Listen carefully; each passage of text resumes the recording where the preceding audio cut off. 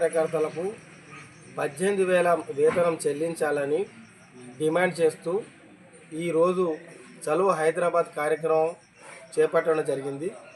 చలో హైదరాబాద్ కార్యక్రమం చేపట్టగానే ప్రభుత్వం పోలీసులను ఉసిగొలిపి అర్ధరాత్రి తెల్లవారుజామున ముందస్తు అరెస్టుల పేరుతోటి అక్రమ అరెస్టులు చేపట్టింది.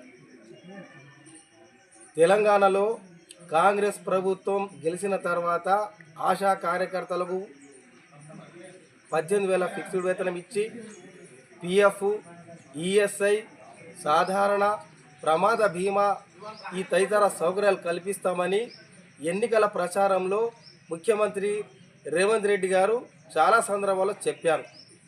ఆ చెప్పడం కాకుండా గత శాసనసభ సమావేశాలలో అధికారికంగా కూడా చాలా సందర్భాల్లో ఆశా కార్యకర్తల సేవలు అమోఘమైనవి, వాళ్ళు గొప్ప సేవ చేస్తున్నారు, వాళ్ళందరికీ కూడా 18,000 ఫిక్స్డ్ వేతనం ఇస్తామని చెప్పి హామీ ఇవ్వడం జరిగింది.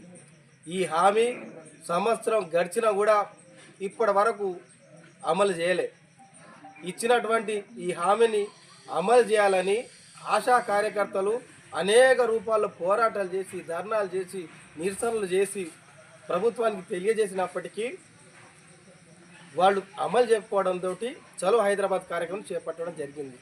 ఈ చలో హైదరాబాద్ కార్యక్రమానికి వెళ్ళి ప్రభుత్వం దృష్టికి తీసుకెళ్దామనే ప్రయత్నం చేయగా అక్రమంగా అరెస్టు చేసి పోలీస్ స్టేషన్కి తరలించడం జరిగింది. ఈ రుద్రూరు మండల కేంద్రంలో రుద్రూరు పోలీస్ స్టేషన్లో ఆశా కార్యకర్తలందరినీ పట్టుకొచ్చి నిర్బంధించారు. ఈ నిర్బంధాన్ని, ఈ అక్రమ అరెస్టులను సిఐటియు నిజామాబాద్ జిల్లా కమిటీ తీవ్రంగా ఖండిస్తుంది.